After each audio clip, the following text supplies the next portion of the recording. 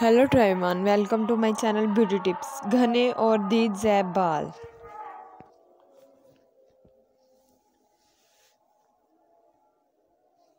चेहरे पर मेकअप आप चाहे कितनी ही मेहनत से किया गया होगा, बाल चेहरे की मुनासबत से ना संवारे जाएं तो सारी मेहनत बेकार हो जाती है।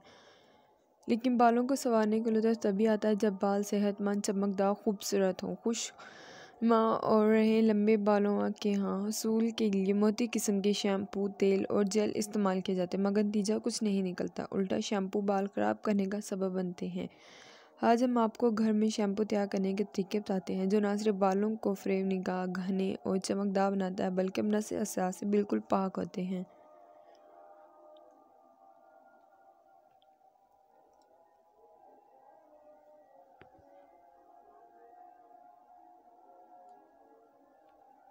रेशम शैम्पू तैयार करने का तरीका। 2 अदद अंडों की जर्दियाँ, अलसी का तेल 2 खाने के चम्मच। इन तमाम चीज़ों को आपस में अच्छी तरह मिलाएं। इन्हें अच्छी तरह फेंट लें। सर की जिल्द और बालों पर लगाएं। कम से कम 1 घंटा लगे रहने दें। यह नुस्खा सिर की और खुश्की का खात्मा करने के लिए है।